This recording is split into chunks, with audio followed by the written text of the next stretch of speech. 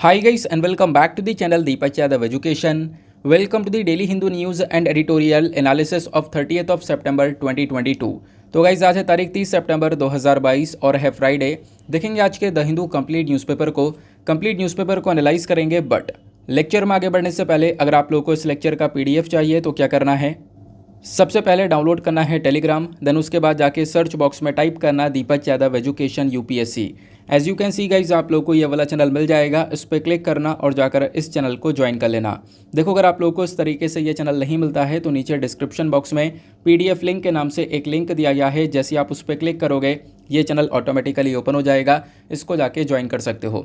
Join करने से फ़ायदा क्या होगा, यहाँ पर डेली बेसिस पर लेक्चर का पीडीएफ मिल जाता है, डेली करंट अफेयर के वीडियो का पीडीएफ मिल जाता है और डेली बेसिस पर बहुत सारे डिजिटल नोट्स मिल जाते हैं।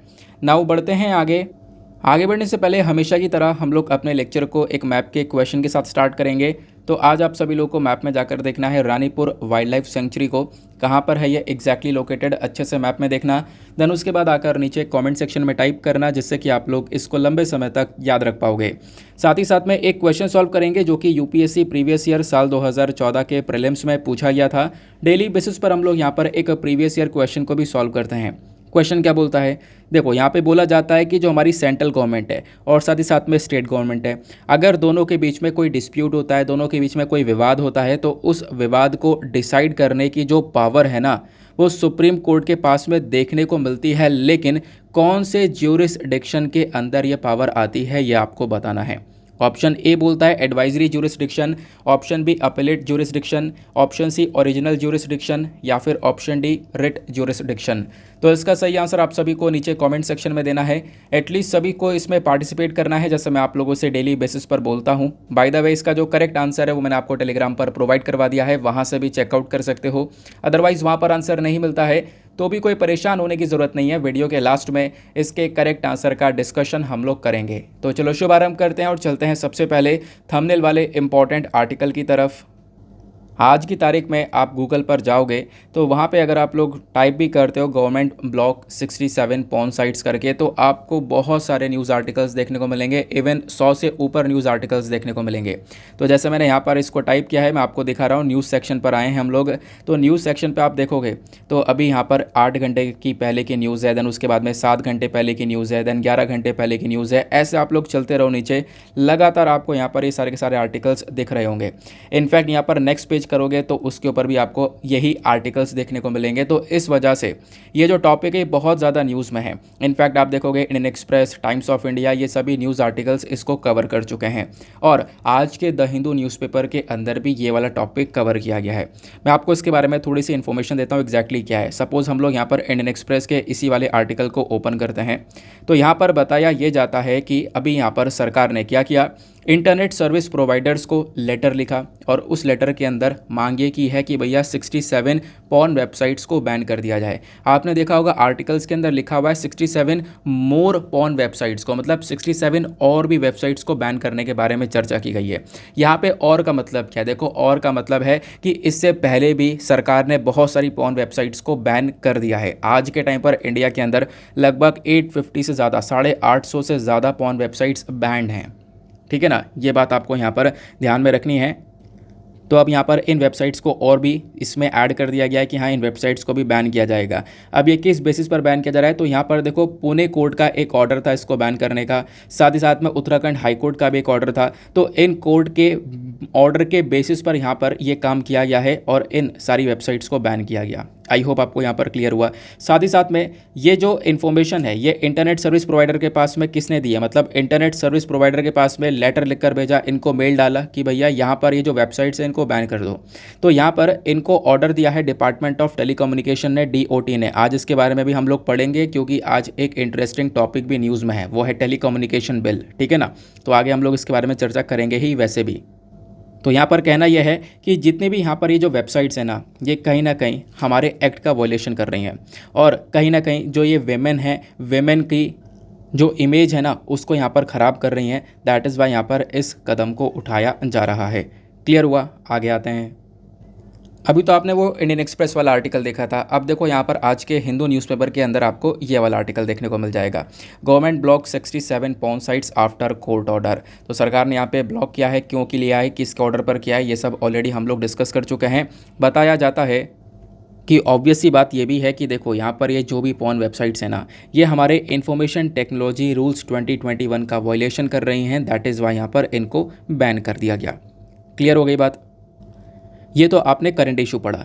इसका थोड़ा सा बैकग्राउंड इन्फॉर्मेशन भी जान लो, जो कि आपको एग्जाम में हेल्प कर सकता है, क्योंकि ये टॉपिक ना लगातार न्यूज़ में बना हुआ है।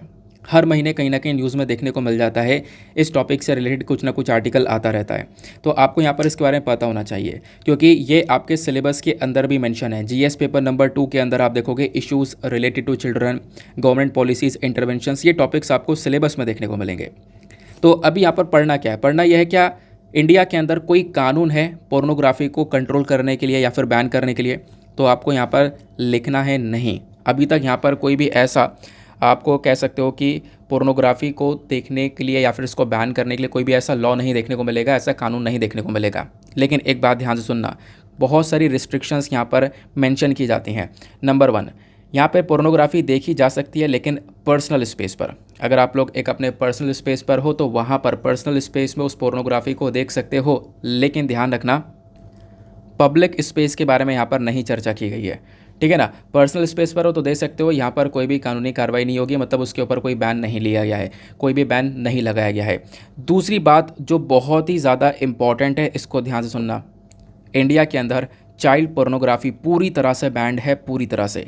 इवन अगर पर्सनल स्पेस में भी यहाँ पर चाइल्ड पोर्नोग्राफी को देखते हो, इस कंटेंट को कंज्यूम करने की कोशिश करते हो, सेव करने की कोशिश करते हो या शेयर करने की कोशिश करते हो, तो यहाँ पर किसी भी व्यक्ति के अगेंस्ट में ये केस दर्ज किया जा सकता है, उसको यहाँ पे डेफिनेटली पनिशमेंट मिलेगी। तो चाइल्ड पोर्नोग्राफी पूरी तरह से बैन है, ये आपको ध्यान रखना है। यानी कि अगर पोर्न वॉच कर रहा है कोई भी इंसान, अगर पर्सनल स्पेस में वॉच करना है तो यहाँ पर उसमें कोई इतनी दिक्कत नहीं है।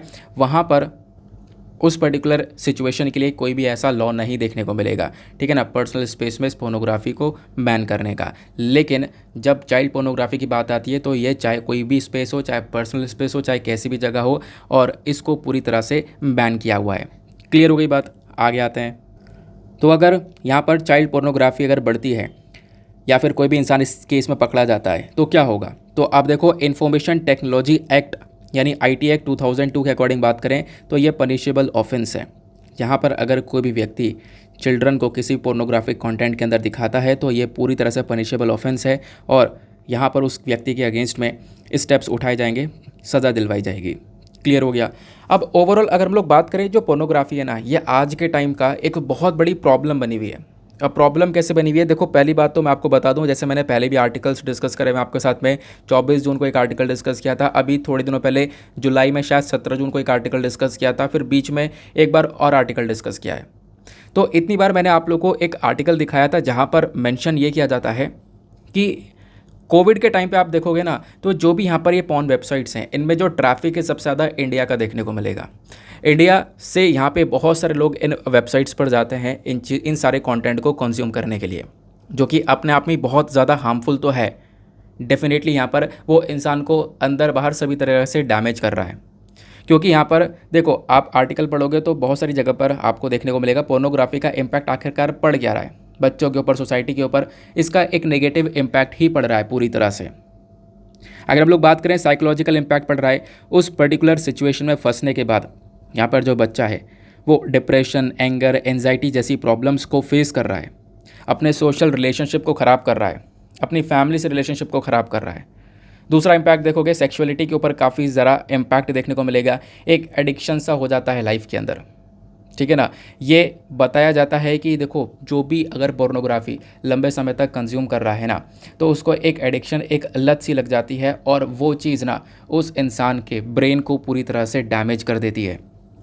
और डैमेज किस प्रकार से करती है, इनफैक्ट आपने देखा होगा कोई यहाँ पर व्यक्ति है जो कि ड्रग्स ले रहा है, ठीक है ना, अब वो ड्रग्स ले रहा है, उसको एडिक्शन हो चुका है, तो वो उस ड्रग्स के बिना नहीं रह सकता। वैसी सिचुएशन यहाँ पर उस व्यक्ति के साथ में होती है जो यहाँ पर पोर्नोग्राफिक कंटेंट को रेगुलर कंज्यूम कर रहा है। इनफैक्ट बोला यह जाता है ये जो एडिक्शन है ना पोर्नोग्राफी का, ये ड्रग्स से भी ज़्यादा खतरनाक है। ऐसी भी प्रॉब्लम्स यहाँ पर नज़र आती हैं। देन उसके बाद में बिहेवियरल इम्पैक्ट देखने को मिलेगा। इंसान के बिहेवियर के अंदर ना पूरी तरह से चेंजेस आने स्टार्ट हो जाएंगे, यानी कि पोर्नोग्राफी कंटेंट क्या करेगा, आप कह सकते हो सेक्सुअल वायलेंस या फिर वायलेंस अगेंस्ट वेमेन को बहुत ज़्यादा बढ़ावा देता है। इनफैक्ट ये जो वेबसाइट्स देखने को मिलती हैं, इतनी दुनिया भर की वेबसाइट्स, ये सारी वेबसाइट्स बहुत ज़्यादा पैसा अर्न करती हैं और उस पैसा अर्न करने के बाद में यहाँ पर उससे भी बहुत सारी नेगेटिव एक्टिविटीज़ हो रही हैं। वेमेन के प्रति वायलेंस बढ़ता हुआ नज़र आ रहा है, ठीक है, वेमेन ट्रैफिकिंग हो रही है। तो वो चीज़ भी कहीं ना कहीं, मतलब ये पोर्नोग्राफिक कंटेंट को वॉच करना कहीं ना कहीं वेमेन के प्रति वायलेंस को बढ़ावा देने का मतलब बराबर ही देखने को मिलता है। तो ये सारे इम्पैक्ट्स आज के टाइम पर पड़ते हैं। देन उसके बाद में एक इम्पैक्ट आपको ये देखने को मिलेगा कि इंसान का जो ब्रेन है ना वो इतना डैमेज हो जाता है कि वो जो चीज़ें देख रहा है उन चीज़ों को यहाँ पर फिर रियल लाइफ में इमेजिन करने लगता है, यानी कि सामने वाले व्यक्ति को वो उसी ऑब्जेक्ट की तरह देखता है। तो वो चीज़ें कहीं ना कहीं उस इंसान के लिए डेफिनेटली बहुत ख़तरनाक हैं। आप कुछ लोग यहाँ पर नीचे कमेंट सेक्शन में लिख सकते हैं नीड है। पहले मैंने एक कमेंट देखा था जब मैंने पहले पढ़ाया था कि ये नीड है, ऐसी बात नहीं है, ये कोई नीड नहीं है। ये सिर्फ यहाँ पर यूथ को डैमेज कर रहा है, उनकी क्रिएटिविटी को डैमेज कर रहा है, उनके अंदर जो पावर है, उनकी जो एनर्जी है वो यहाँ पर डैमेज हो रही है पूरी तरह से इन सब बकवास चीज़ों की वजह से। बहुत सारे लोग यहाँ पे होते हैं कि एक पर्टिकुलर एज के बाद में इन चीज़ों के अंदर इन्वॉल्व होते हैं, एडिक्ट हो जाते हैं और लाइफ में वहीं से वो भटकना स्टार्ट कर देते हैं, ठीक है ना। पहली बात तो ध्यान रखना, ज़िंदगी में मतलब कोई भी अगर ऐसे कंटेंट को वॉच कर रहा है तो मतलब वो खाली इंसान है, लाइफ में कोई गोल नहीं है, कोई ठोस गोल नहीं है, कुछ अचीव नहीं करना है, जो यहाँ पर उसको इतना टाइम मिल रहा है कि यहाँ पर इन सारी चीज़ों के अंदर वो टाइम वेस्ट कर रहा है या फिर टाइम इसके अंदर दे रहा है। ठीक बात हो गई ना। चलो फिर आगे आते हैं उसके बाद नेक्स्ट आर्टिकल की तरफ। ये आर्टिकल काफ़ी इंपॉर्टेंट था, आप लोग को ये बातें ध्यान में रखनी है, ये हर एक पर्सपेक्टिव से इंपॉर्टेंट है, चाहे आपका मेंस हो गया चाहे इंटरव्यू हो गया, हर एक तरीके से। तो इन चीज़ों को ज़रूर से दिमाग में डाल के रखनी है। आगे चलते हैं नेक्स्ट आर्टिकल पर, लेकिन नेक्स्ट आर्टिकल पर आने से पहले एक काम ज़रूर से करना, वीडियो पे जो लाइक का बटन है उसको प्रेस कर देना और एक छोटा सा टारगेट होता है 5K प्लस लाइक का, जिसको आप लोग अचीव करवा सकते हो। साथ ही साथ में मेरे साथ में इंस्टाग्राम पे कनेक्ट हो सकते हो। इंस्टाग्राम पे जाना, सर्च बॉक्स में टाइप करना दीपक यादव एजुकेशन, ये प्रोफाइल मिलेगा, यहाँ पर आप मेरे साथ में पर्सनली कनेक्ट कर सकते हो। नाउ नेक्स्ट बहुत ज़्यादा इंपॉर्टेंट आर्टिकल आपको ये देखने को मिलेगा। कल ये भी बहुत ज़्यादा न्यूज़ में था, पूरे दिन न्यूज़ में था। इनफैक्ट जो मॉर्निंग का करंट अफेयर का वीडियो आता है ना, उसमें मैंने आप लोगों को इसके बारे में बिल्कुल फर्स्ट आर्टिकल में ही पढ़ाया है। इनफैक्ट थंबनेल भी आपको पता होगा यही वाला लगाया है। कल पूरे दिन मैं यहाँ पर इस सुर्खियों में बना हुआ था। अब मुद्दा क्या समझते हैं, देखो यहाँ पर बात की जा रही है एबॉर्शन राइट्स के बारे में, ठीक है ना। अब हुआ क्या था, मैं आपको थोड़ा सा बैकग्राउंड बताता हूँ, फिर उसके बाद में करंट सिचुएशन समझेंगे, फिर एग्जाम के लिए क्या रेलेवेंट है वो चीज़ समझेंगे। सबसे पहली चीज़ देखो यहाँ पे हुआ क्या है ना कि कल सुप्रीम कोर्ट ने एक स्टेटमेंट दिया है। स्टेटमेंट क्या दिया है कि जो अनमैरिड वेमेन है ना, अनमैरिड वेमेन यानी अविवाहित जो महिलाएं हैं वो भी एबॉर्शन करवा सकती हैं, ठीक है। अभी ये स्टेटमेंट बहुत आधा अधूरा है, इस स्टेटमेंट को बहुत डिटेल से एनालाइज करना होगा अगर छोटे छोटे पॉइंट समझने हैं जो कि एग्ज़ाम के लिए बहुत रेलेवेंट है। पहली चीज़ देखो, एक मुद्दा आता है और वो मुद्दा यहाँ पर है 25 साल की महिला का। मैं आपको थोड़ा बैकग्राउंड बता रहा हूँ, इस आर्टिकल का ही बैकग्राउंड बता रहा हूँ, ये सारी चीज़ें शुरुआत कहाँ से होती है। 25 साल की एक महिला है। अब होता यहाँ पर यह है कि वो महिला प्रेग्नेंट होती है, ठीक है ना, उनकी प्रेगनेंसी की स्टेज चल रही होती है, 24 सप्ताह हो रहे होते हैं उनको, 24 वीक्स, ठीक है। अब जो 24 सप्ताह इनको हो रहे होते हैं, लेकिन ये एबॉर्शन करवाना चाहती हैं। अब आप कहोगे ये एबॉर्शन करवाना क्यों चाहती हैं, तो अब इसको समझना। ये जो महिला है ना, ये जो 25 साल की महिला हैं, इनकी प्रेगनेंसी हो रही है और यहाँ पर 24 सप्ताह पूरे हो रहे हैं, एबॉर्शन करवाना चाहती हैं। लेकिन एबॉर्शन करवाने का पीछा का रीज़न यहाँ पर यह है, ये एक अनमैरिड वेमेन है, अनमैरिड वेमेन, इनकी शादी नहीं हुई है। बहुत ध्यान से इस बात को सुनना। हुआ क्या था, लिव इन में रह रही थी, लिव इन में ही यहाँ पर एक तरीके से ये प्रेगनेंसी आती है।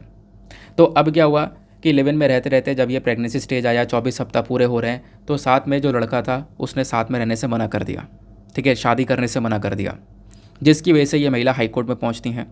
वहाँ पर इनकी मांग होती है कि देखो मुझे एबॉर्शन करवाना है, लेकिन हाई कोर्ट उस समय इस चीज़ को मना कर देता है। हाई कोर्ट क्या बोलता है, हाई कोर्ट बोलता है कि जो मेडिकल टर्मिनेशन प्रेगनेंसी एक्ट है, MTP एक्ट 1971 वाला, जिसके अंदर पिछले साल अमेंडमेंट किया गया था 2021 में, इस MTP एक्ट के तहत ये महिला एलिजिबल नहीं है। इस MTP एक्ट में अनमैरिड वेमेन को कवर नहीं किया गया है, ऐसा यहाँ पर हाई कोर्ट ने बोला।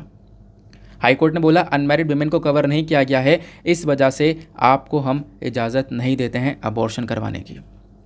अब होता क्या है, ये केस पहुंच जाता है सुप्रीम कोर्ट के अंदर और सुप्रीम कोर्ट यहाँ पर इस केस को देखता है। सुप्रीम कोर्ट यहाँ पर इन महिला के फेवर में जाता है। सुप्रीम कोर्ट बोलता है कि देखो इनको अबॉर्शन करवाने का हक होना चाहिए, इनको यहाँ पर अबॉर्शन करवाना चाहिए, ठीक है ना। अब इसी चीज़ के ऊपर कल सुप्रीम कोर्ट ने बहुत डिटेल से एनालिसिस करने के बाद में एक स्टेटमेंट दिया है। स्टेटमेंट यहाँ पर ये क्या दिया है कि single women get equal abortion rights, यानी कि जो अनमैरिड वेमेन है, सिंगल वेमेन है, उनको भी यहाँ पर अबॉर्शन राइट्स मिलने चाहिए, ठीक है ना। यहाँ पे क्या है ना कि मैं आपको थोड़ा सा पहले बैकग्राउंड बताता हूँ, फिर उसके बाद में आप चीज़ों को पूरी तरह से कनेक्ट कर जाओगे। इस वाले पिक्चर को देखो, इस पिक्चर में सारा मामला ख़त्म है, बस खाली करना क्या है, बहुत ध्यान से इस पिक्चर को सुनते हुए चलना है। देखो यहाँ पे होता क्या है ना, हमारी कंट्री में जो प्रेगनेंसी है, उस प्रेगनेंसी के अंदर एबॉर्शन करवाने के लिए, गर्भपात करवाने के लिए एक एक्ट लेकर आया जाता है। एक्ट कब लेकर आया जाता है? 1971 में। उस एक्ट का क्या नाम होता है? Medical termination pregnancy act 1971। 1971 में ये एक्ट आता है। अब 1971 में आया तो सही, लेकिन बहुत लंबे समय से ये एक्ट चल रहा था एज इट इज़। लेकिन पिछले साल क्या होता है, साल 2021 में इसके अंदर कुछ चेंजेस कर दिए जाते हैं, अमेंडमेंट कर दिया जाता है। तो अब यहाँ पर पहले आपको ये दोनों डिफरेंस पता होना चाहिए कि पहले ये एक्ट क्या था और पिछले साल क्या क्या बदलाव करे गए। देखो, जो पहले था 1971 के अंदर ये जो एक्ट लेकर आया गया था, तब क्या क्या कंडीशंस थी, पहले हम इसको समझ रहे हैं। यहाँ पे बोला गया कि देखो ये एक्ट लाया गया किसके लिए? अबॉर्शन करवाने के लिए। तो 1971 के अंदर बात ये रखी गई थी कि भैया जो मैरिड वेमेन होंगी, जो शादीशुदा महिलाएं होंगी, सिर्फ उनको कवर किया गया है, यानी शादीशुदा महिला ही केवल अबॉर्शन करवा सकती है। ये 1971 वाले एक्ट में बोला गया था।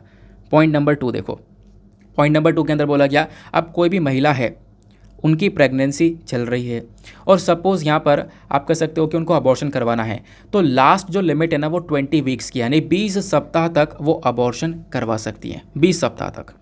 क्लियर हो गई बात? फिर यहाँ पर आप कह सकते हो कि जो तीसरा पॉइंट है इतना इंपॉर्टेंट नहीं है, ध्यान रखो या मत रखो। जैसे यहाँ पे बोला गया कि मतलब अगर 12 सप्ताह हो जाते हैं प्रेगनेंसी को, उसके बाद अबॉर्शन करवाना है, तो वहाँ पर उस समय पर एक मेडिकल प्रैक्टिशनर की ज़रूरत पड़ेगी। अगर 20 सप्ताह हो जाते हैं तो यहाँ पर 2 मेडिकल प्रैक्टिशनर की ज़रूरत पड़ेगी, ठीक है ना। अगर यहाँ पर इन चीज़ों का महिला वॉयलेशन करती है तो उनको फाइन भरना पड़ सकता है 1000 रुपये का। ये बात कब बोली गई थी? 1971 वाले एक्ट में बोली गई थी। करना क्या है, आपको 2 पॉइंट ध्यान रखना है। पहला वाला कि मैरिड वेमेन को यहाँ पे कवर किया गया था, और साथ ही साथ में दूसरा वाला यहाँ पे पॉइंट ध्यान रखना है कि एक लिमिट यह है कि 20 सप्ताह तक वो एबॉर्शन करवा सकती हैं, ठीक है ना। ये 2 पॉइंट ध्यान में रखें। अब इधर देखो, ये 1971 वाला था, अब इसके अंदर कुछ चेंजेस करे गए पिछले साल 2021 में। अब उन चेंजेस के बाद में क्या बोला गया, देखो 2021 में जो चेंजेस करे गए ना, इसमें अनमैरिड वेमेन को भी कवर कर लिया गया है, यानी कि जो अविवाहित महिलाएं हैं, जिनकी शादी नहीं हुई है, उनको भी कवर कर लिया है।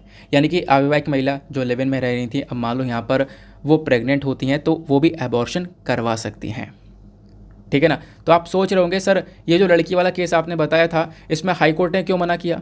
देखो उसके पीछे का रीज़न समझना, क्योंकि यहाँ पर बोला यह जाता है कि अनमैरिड वेमेन को भी कवर किया गया है, लेकिन अनमैरिड वेमेन और जो मैरिड वेमेन है, अनमैरिड वेमेन मैरिड वेमेन दोनों यहाँ पे अबॉर्शन करवा सकती हैं, ऐसा 2021 में बोल दिया गया। लेकिन कब तक करवा सकती हैं? 20 सप्ताह तक। कब तक? 20 वीक्स तक करवा सकती हैं, ठीक है ना। अगर सपोज़ यहाँ पर 20 सप्ताह के ऊपर भी अगर किसी को अबॉर्शन करवाना है तो उसमें कुछ कंडीशंस रखी गई हैं।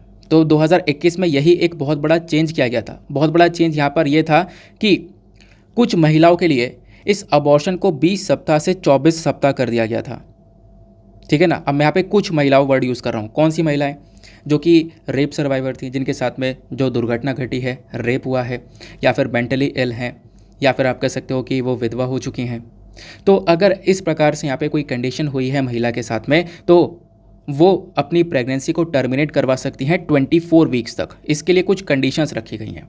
लेकिन बाकी जो नॉर्मल लोग हैं उनको कब तक के लिए कवर किया गया है? 20 सप्ताह तक। यानी कि जो यहाँ पर अगर मैरिड वेमेन भी कवर करी गई हैं 2021 में, तो उनको भी यहाँ पर 20 वीक्स तक कवर किया गया कि 20 सप्ताह तक वो अबॉर्शन करवा पाएंगी, 20 सप्ताह के बाहर अबॉर्शन नहीं करवा पाएंगी, ठीक है ना। ये बात आपको यहाँ पर समझ में आ गई।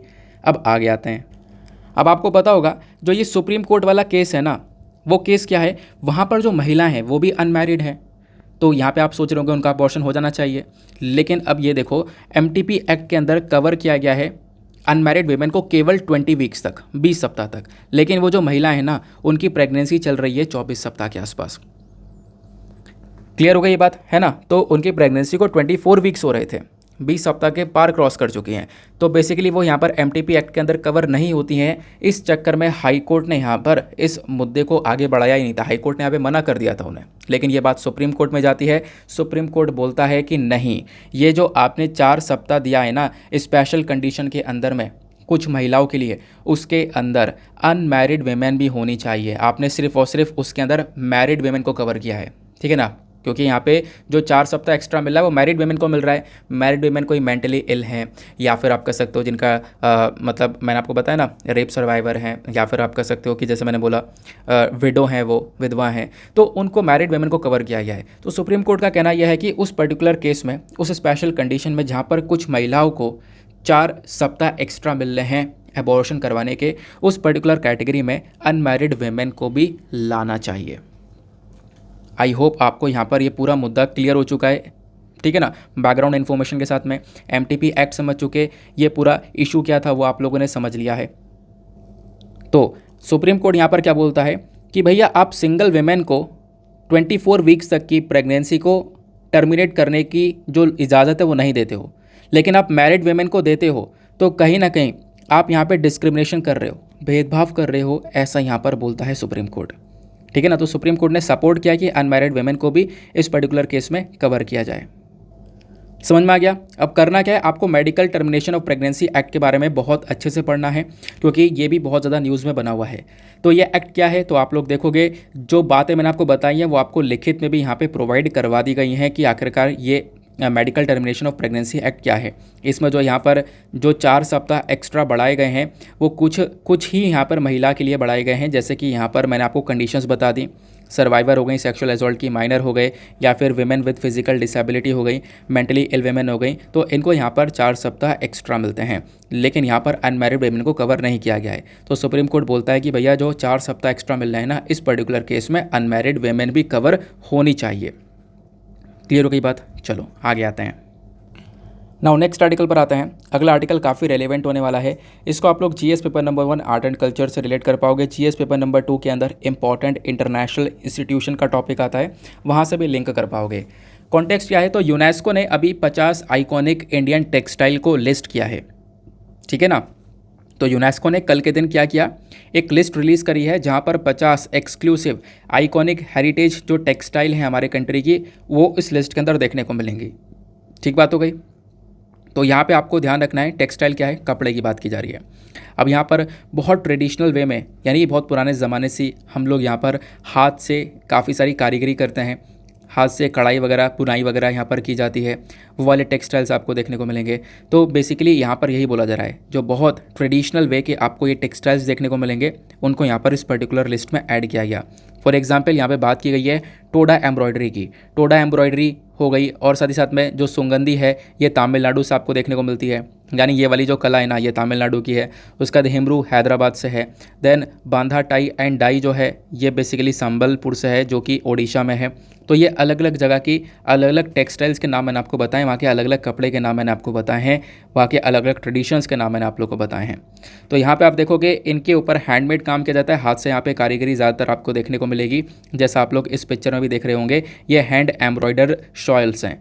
ये शॉल वो हैं जिसपे हाथ से यहाँ पे कढ़ाई बुनाई करी गई है, ठीक है ना? तो हैंड एम्ब्रॉयडर्ड इसको हम लोग शॉल्स बोलते हैं। क्लियर हो गई बात?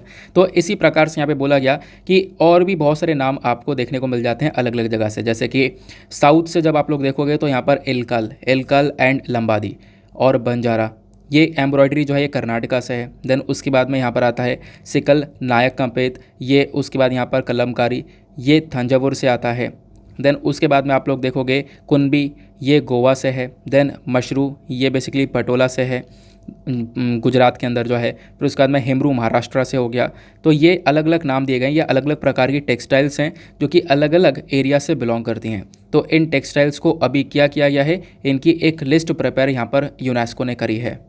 अब लिस्ट प्रिपेयर करने के पीछे का रीज़न क्या है कि भैया इनकी जो पॉपुलैरिटी है वो ज़्यादा इतनी अच्छी है नहीं, पॉपुलैरिटी यहाँ पर ज़्यादा नहीं है, ज़्यादा इनके बारे में लोग जानते नहीं हैं। तो करना क्या है कि इस चीज़ को हमें प्रोटेक्शन प्रोवाइड करवानी है। तो यूनेस्को क्या कर रहा है, इस चीज़ को प्रोटेक्शन प्रोवाइड करवाएगा। ऐसा ना हो कि ये जो कला है, जो हैंडमेड एम्ब्रॉयडरी हो रही है, पूरी तरह से ख़त्म हो जाए, ये कारीगरी ख़त्म हो जाए।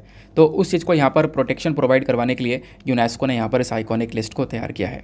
50 आइकॉनिक इंडियन टेक्सटाइल्स को इसके अंदर लिस्ट के अंदर दिखाया है। क्लियर हो गई बात है। तो ये तो आपने पढ़ लिया करंट इशू। करना क्या है, इसका बैकग्राउंड पढ़ना है। बैकग्राउंड के अंदर दो चीज़ें आपको यहाँ पे पढ़नी है, बहुत इंपॉर्टेंट। पहली बात तो यूनेस्को के बारे में आपको पढ़ना है, बहुत रिलेवेंट है। दूसरा आपको यहाँ पर इंडियन टेक्सटाइल्स के बारे में पढ़ना है, टेक्सटाइल इंडस्ट्री कहाँ पर स्टैंड करती है एग्जैक्टली।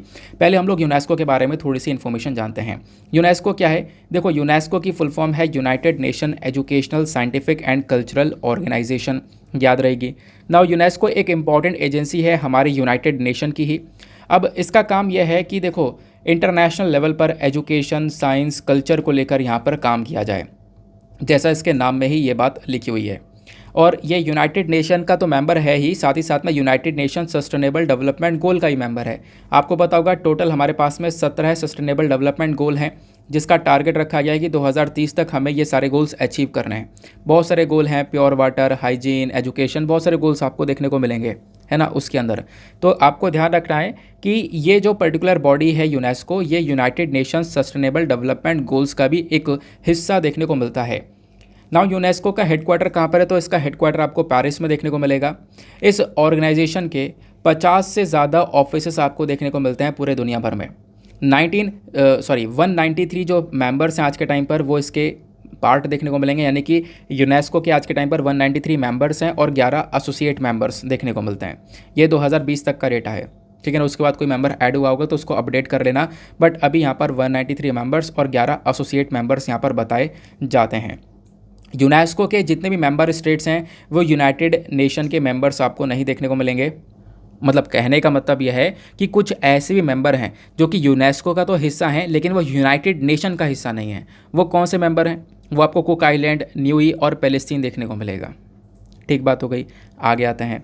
अब यूनेस्को का ऑब्जेक्टिव क्या है, देखो इसका मेन ऑब्जेक्टिव है कि जो भी मतलब क्वालिटी एजुकेशन है वो प्रोवाइड करवाना, सस्टेनेबल डेवलपमेंट प्रोवाइड करवाना, है ना, जो इक्वालिटी है वो प्रमोट करना, उसका काम करता है। और ख़ासकर यहाँ पर इस पर्टिकुलर यूनेस्को के ना 2 प्रायोरिटी एरियाज़ हैं, 2 चीज़ें ये प्रायोरिटी के ऊपर लेकर चलता है। 2 प्रायोरिटी एरियाज़ कौन कौन से, पहली बात अफ्रीका के ऊपर ध्यान देना, और अफ्रीका के साथ साथ जेंडर इक्वालिटी के ऊपर काम करना, यानी कि मेल फीमेल में कोई भी डिफरेंस ना हो, कोई भी गैप ना हो, उस गैप को काम करने का ये काम करता है, ठीक है ना। तो ये सारे ऑब्जेक्टिव्स आपको देखने को मिलेंगे यूनेस्को के। साथ ही साथ में ऑब्जेक्टिव के अंदर इसका ये भी है, जो हमारे हेरिटेजेस होते हैं, जो हमारा ट्रेडिशंस होता है, उसको भी ये प्रोटेक्शन प्रोवाइड करवाता है। जो हमारी धरोहर हैं वो भी उनको भी प्रोटेक्शन प्रोवाइड करवाता है। क्रिएटिविटी को बढ़ावा देने का भी काम करता है यूनेस्को। अब यूनेस्को के 2 इंपॉर्टेंट प्रायोरिटीज़ हैं, मैंने आपको बता दिया। जैसे अफ्रीका हो गया, तो अफ्रीकन कंट्रीज़ आज के टाइम पर आप कह सकते हो कि बहुत पीछे चल रही हैं, वहाँ पर इतना ज़्यादा डेवलपमेंट नहीं देखने को मिलेगा बहुत सारी अफ्रीकन कंट्रीज़ के अंदर में। तो फोकस ये है कि इन कंट्रीज़ के अंदर जो डेवलपमेंट है उसको प्रमोट किया जाए। दूसरा यहाँ पर इसका प्रायोरिटी है वो है जेंडर इक्वालिटी। जेंडर इक्वालिटी की बात करता है, यानी कि जो मेन वेमेन है ना, इन दोनों के बीच में एक समानताएँ बनी रहें, असमानताएँ ख़त्म हो जाएँ हर चीज़ को लेकर। ठीक बात हो गई। फिर अब आती है एक इम्पॉर्टेंट पॉइंट, वो ये है कि what are the some important initiatives of UNESCO. देखो यूनेस्को क्या है ये तो आपने समझ लिया, हेडक्वार्टर वगैरह सारा डेटा समझ लिया। अब यूनेस्को के ही ना कुछ इंपॉर्टेंट से इनिशिएटिव हैं, कुछ इनिशिएटिव लेकर चलता है। वो इनिशिएटिव क्या है, पहला इनिशिएटिव है world heritage conservation and list. दुनिया के अंदर जो यहाँ पर इंपॉर्टेंट विरासतें देखने को मिलती हैं ना, उनकी लिस्ट ये तैयार करके चलता है। आज के टाइम पर बहुत सारी वर्ल्ड हेरिटेज साइट्स जो है इसके अंदर इंक्लूड कर रखी है। आपको पता होगा वर्ल्ड हेरिटेज साइट में इसमें नेचुरल, कल्चरल और मिक्स्ड साइट्स ये तीनों की तीनों आती हैं। इंडिया की भी बहुत सारे इंपॉर्टेंट जो साइट्स हैं उनको यहाँ पे प्रोटेक्शन दी गई है इस वर्ल्ड हेरिटेज साइट की लिस्ट के अंदर में। जैसे मैं आपको बताऊं तो आज के टाइम पर पूरे दुनिया भर में लगभग 1154 यानी 1154 जो वर्ल्ड हेरिटेज साइट्स आपको देखने को मिलती हैं 167 कंट्रीज से ये सारी की सारी साइट्स बिलोंग करती हैं, ठीक है ना। ये सारी हेरिटेज साइट्स जो हैं, जो भी हमारी विरासतें हैं ना, आप कह सकते हो कि जिसको हम लोग हेरिटेज बोलते हैं, तो वर्ल्ड हेरिटेज साइट के अंदर आपको ये विरासतें देखने को मिलेंगी। इनको यहाँ पर ये प्रोटेक्शन प्रोवाइड करवाई जाती है। अब ये 3 प्रकार की होती है, मैंने आपको बताया, नेचुरल साइट होती हैं, कल्चरल साइट होती हैं, और एक होता है मिक्स साइट जहाँ पे नेचुरल कल्चरल दोनों देखने को मिलता है। अगर हम लोग भारत की बात करें स्पेसिफिकली तो आप देखोगे हरप्पन सिटी जो धोलावीरा है, धोलावीरा की हरप्पन सिटी ऑफ धोलावीरा जो गुजरात के अंदर स्थित है, ये भारत का 40वां 40th वर्ल्ड हेरिटेज साइट के अंदर में आता है ना। उसके बाद में जो रमप्पा टेम्पल है ये 39th वर्ल्ड हेरिटेज साइट था, ये भी ध्यान में रखना है। तो इंडिया के पास अब आज के टाइम पर लगभग 40 वर्ल्ड हेरिटेज साइट्स आपको देखने को मिल जाती हैं। क्लियर हो गई ये बात, आगे आते हैं। फिर उसके बाद में आप देखोगे, मैंने आपको बताया ना, ये जो वर्ल्ड हेरिटेज साइट्स हैं इसमें नेचुरल्स हैं, कल्चरल हैं और मिक्स्ड हैं। तो आपको देखने को मिलेगा कुछ हमारे पास में 32 जो हैं वो कल्चरल हेरिटेज साइट्स हैं, और आपको 7 देखने को मिलती हैं वो नेचुरल हेरिटेज साइट्स हैं, और एक हमारे पास में मिक्स्ड वर्ल्ड हेरिटेज साइट है। मिक्स्ड के अंदर क्या है, तो मिक्स्ड के अंदर आपको देखने को मिलेगा कंचनजंगा नेशनल पार्क, ये जो सिक्किम के अंदर है, ये basically mixed world heritage site के अंदर है। ठीक बात हो गई, क्लियर हो गया ये सारी बातें, इस बात को यहाँ पे ध्यान में रखना। बाकी यूनेस्को और इंडिया का रिलेशन अगर हम लोग देखें तो इंडिया के अंदर यूनेस्को का ही एक इम्पॉर्टेंट बॉडी देखने को मिलती है जिसका नाम है INCCU। इसका मतलब है Indian national commission for cooperation with UNESCO. तो इंडिया यूनेस्को का मेंबर है कब से, 1946 से। हम लोग यहाँ पर मतलब बहुत लंबे समय से यूनेस्को के मेंबर आपको देखने को मिलेंगे, शुरुआत से ही यूनेस्को के मेंबर बने हुए हैं हम लोग। फिर आप देखोगे ना एक बात कि यूनेस्को करता क्या है, यूनेस्को को ज़रूरत होता है कि यहाँ पर इनका एक बॉडी हो हर जगह पर। तो इंडिया के अंदर जो यूनेस्को को रिप्रेजेंट करने वाली बॉडी है वो है INCCU, जिसके बारे में मैंने आपको बताया है। अब यूनेस्को के भारत में पर्टिकुलरली 2 ऑफिस देखने को मिलेंगे, एक न्यू दिल्ली में है और दूसरा यहाँ पर आप देखने को मिलेगा Mahatma Gandhi institute of education for peace and sustainable development, ये यहाँ पर मेंशन किया जाता है। जो न्यू दिल्ली क्लस्टर ऑफिस है ये बेसिकली यहाँ पर 11 कंट्रीज़ को रिप्रेजेंट करता है, ऐसा यहाँ पर बोला जाता है। ठीक है ना। तो ये छोटी छोटी बातें थी यूनेस्को को लेकर, जो भी इंपॉर्टेंट बातें थी वो सारी की सारी आपको यहाँ पर बता दी गई हैं। क्या है यूनेस्को, कैसे काम करता है। वर्ल्ड हेरिटेज साइट्स जो है वो इसका एक इनिशिएटिव है जिसके अंदर जो दुनिया भर की जो इंपॉर्टेंट विरासतें होती हैं वो इसको ऐड करते हैं, और ऐड करने के बाद में उस विरासत को प्रोटेक्शन देने का काम करते हैं। जैसे 39th रमप्पा टेम्पल था, 14 धोलावीरा था, तो अब यहाँ पर ये इस साइट के अंदर ऐड तो हुए, अब उनको यहाँ पर एक प्रोटेक्शन प्रोवाइड करवाई जाएगी, है ना, उनका यहाँ पे पूरी तरह से ध्यान रखा जाएगा। क्लियर हो गई बात। तो यूनेस्को आपको समझ में आया। दूसरा, अब यहाँ पर इसी आर्टिकल से एक इंपॉर्टेंट पॉइंट है मेंस के लिए, वो है टेक्सटाइल इंडस्ट्री। आखिरकार क्योंकि हम लोग बात कर रहे हैं इंडियन टेक्सटाइल की, तो इंडियन टेक्सटाइल इंडस्ट्री कहाँ पर स्टैंड करती है, ये मैं आपको कुछ अलग से पॉइंट प्रोवाइड करवा रहा हूँ क्योंकि ये भी काफ़ी ज़्यादा न्यूज़ में बना हुआ है। तो टेक्सटाइल और गारमेंट इंडस्ट्री की जब हम लोग बात करते हैं, कपड़ा इंडस्ट्री की बात करते हैं, तो ये बेसिकली लेबर इंटेंसिव सेक्टर है जहाँ पर हमारा लेबर काम करता है, और इस पर्टिकुलर सेक्टर में लगभग 45 मिलियन लोग काम कर रहे हैं। आपको पता होगा इंडिया के अंदर जो सबसे नंबर 1 एम्प्लॉयमेंट सेक्टर है वो है एग्रीकल्चर सेक्टर, यानी एग्रीकल्चर सेक्टर में बहुत सारे लोग आज के टाइम पर काम कर रहे हैं, उनको रोज़गार मिला हुआ है। एग्रीकल्चर के बाद में जो दूसरा आपको इतना बड़ा सेक्टर देखने को मिलेगा वो है आपका ये टेक्सटाइल सेक्टर। यहाँ पर भी काफ़ी सारे लोगों को रोज़गार प्राप्त किया हुआ है, मतलब लोगों ने अपना इस पर्टिकुलर सेक्टर के माध्यम से। नाउ इंडिया का जो टेक्सटाइल सेक्टर आपको देखने को मिलता है ना, ये बहुत पुराना इंडस्ट्री देखने को मिलती है हमारी इंडियन इकोनॉमी में, बहुत पुरानी इंडस्ट्री यहाँ पर बताई जाती है। इनफैक्ट इस पर्टिकुलर टेक्सटाइल इंडस्ट्री को हम लोगों ने 2 हिस्सों में डिवाइड कर रखा है, एक है अनऑर्गेनाइज सेक्टर और दूसरा है ऑर्गेनाइज सेक्टर। आप देखोगे अनऑर्गेनाइज जो हमारा टेक्सटाइल सेक्टर है ना, उसका मतलब यहाँ पे बताया जाता है कि इस पर्टिकुलर सेक्टर में जो भी हम लोग सामान इस्तेमाल करते हैं, टूल्स इस्तेमाल करते हैं, वो सब बहुत पुराने ज़माने के हैं, कोई ज़्यादा नई स्किल वगैरह नहीं है। लेकिन ऑर्गेनाइज सेक्टर के अंदर जब हम लोग देखेंगे तो यहाँ पर नई नई टेक्निक्स आ चुकी हैं, नई नई मशीन आ चुकी हैं, ऐसा यहाँ पर बोला जा रहा है। अनऑर्गेनाइज सेक्टर के अंदर हाथों का इस्तेमाल हो रहा है, हाथ से कारीगरी की जा रही है, लेकिन ऑर्गेनाइज सेक्टर के अंदर जो मॉडर्न मशीन्स हैं उनसे सारा काम किया जा रहा है। तो यहाँ पर इन टेक्सटाइल सेक्टर को 2 पर्टिकुलर तरीके से डिवाइड कर रखा है, वो क्या है वो हम लोगों ने अभी समझा। नाउ अब एक बहुत रेलिवेंट पॉइंट है कि हमारा ये जो टेक्सटाइल सेक्टर है ना, इसका इंपॉर्टेंस क्या है, खासकर ये भारत के लिए क्यों है इतना इंपॉर्टेंट, इसको समझते हैं। पहली चीज़, ये जो पर्टिकुलर सेक्टर है ना, ये इंडिया की जीडीपी में 2.3% का कंट्रीब्यूशन देता है। 2.3% का कंट्रीब्यूशन हमारी इकोनॉमी के अंदर ये सेक्टर दे रहा है। साथ ही साथ में इंडस्ट्रियल आउटपुट में देखोगे, एक्सपोर्ट से बहुत सारा पैसा कमा के इंडिया को दे रहा है, और रोज़गार तो इसमें बहुत सारा है ही। तो ये सारी चीज़ों की वजह से इंडिया के लिए ये सेक्टर काफ़ी इंपॉर्टेंट हो जाता है। फिर उसके बाद में देखोगे जो भारत है आज के टाइम पर वो 6ठा लार्जेस्ट प्रोड्यूसर है टेक्निकल टेक्सटाइल्स का। उसके बाद में 6% जो ग्लोबल शेयर आपको देखने को मिलेगा, और साथ ही साथ में मेंशन किया गया कि हम लोग आज के टाइम पर बहुत बड़े प्रोड्यूसर हैं कॉटन जूट का। जो कॉटन हो गया, जूट हो गया, इसका भी बहुत ज़्यादा प्रोडक्शन हम लोग करते हैं। दुनिया भर में टॉप पर आने वाली हम लोग कंट्री हैं। तो 6 नंबर पर आने वाला सबसे बड़ा प्रोड्यूसर है टेक्निकल टेक्सटाइल का, ध्यान रखना। तो आपको कहोगे सर ये टेक्निकल टेक्सटाइल क्या होती है? टेक्निकल टेक्सटाइल मतलब वो फैब्रिक होता है जिसका इस्तेमाल अलग अलग इंडस्ट्रीज़ में किया जाता है। जैसे ऑटोमोबाइल के अंदर गाड़ी की सीट वगैरह हो गई है, उसके ऊपर जो कपड़ा चल रहा है, बेल्ट सीट बेल्ट हो गई है, उसके अंदर जो हो रहा है। तो ऑटोमोबाइल सेक्टर हो गया, civil engineering, construction, agriculture, health care, industrial safety, personal protection, इन सभी अलग अलग इंडस्ट्रीज़ के अंदर जो भी फैब्रिक्स इस्तेमाल हो रहा है वो बेसिकली यहाँ पर टेक्निकल टेक्सटाइल की कैटेगरी में आता है। और इंडिया आज के टाइम पर दूसरा सबसे बड़ा प्रोड्यूसर है सिल्क का। मैंने आपको बता दिया, ऊपर मैंने आपको टेक्निकल टेक्सटाइल के बारे में बताया कि टेक्निकल टेक्सटाइल में हम लोग छठे सबसे बड़े प्रोड्यूसर हैं। बाकी सिल्क के मामला देखोगे तो सिल्क में यहाँ पर इंडिया दूसरा सबसे बड़ा प्रोड्यूसर देखने को मिलता है पूरे दुनिया भर में। ठीक बात हो गई, आगे आता है। तो ये तो आपने टेक्सटाइल के बारे में जान लिया। अब इस पर्टिकुलर सेक्टर में कुछ चैलेंजेस भी हैं, तो मेंस के अंदर पूछा जा सकता है क्या क्या चैलेंजेस आज के टाइम पर हम लोग इस पर्टिकुलर सेक्टर में फेस कर रहे हैं। तो पहला चैलेंज आप लोग देखोगे ना, तो यहाँ पे अनऑर्गेनाइज तरीके से काम ज़्यादा हो रहा है, यानी कि हम लोग आज के टाइम पर ज़्यादा डेवलप नहीं हो पाए, ज़्यादा मॉडर्न मशीन्स का इस्तेमाल नहीं कर पा रहे हैं। जो टेक्नोलॉजी है वो काफ़ी आउटडेटेड है, काफ़ी पुरानी टेक्नोलॉजी का हम लोग इस्तेमाल कर रहे हैं। तीसरा एक इशू है वो है टैक्स का। यहाँ पे टैक्स स्ट्रक्चर जीएसटी वगैरह आपको देखने को मिलेगी। जीएसटी की वजह से जो ये गारमेंट्स है वो बहुत ज़्यादा एक्सपेंसिव हो चुका है, जिसकी वजह से डायरेक्टली यहाँ पर इम्पैक्ट पड़ रहा है। ठीक है ना। फिर उसके बाद में जो एक्सपोर्ट वगैरह है वो आज के टाइम पर भी ज़्यादा अच्छा नहीं है। बोला यह जाता है कि टेक्सटाइल सेक्टर का जो एक्सपोर्ट आप देखोगे ना तो वो थमा पड़ा है। पिछले 6 सालों से लगभग $40 बिलियन के लेवल पर ही आपको देखने को मिलेगा। ज़्यादा एक्सपोर्ट बढ़ नहीं पा रहा है, और एक्सपोर्ट बढ़ नहीं पा रहा है इसकी वजह से आप लोग देखोगे ज़्यादा ग्रो हो नहीं रही है इंडस्ट्री, और उसकी वजह से जो बाहर से इन्वेस्टमेंट आता है वो भी काफ़ी कम देखने को मिलेगा।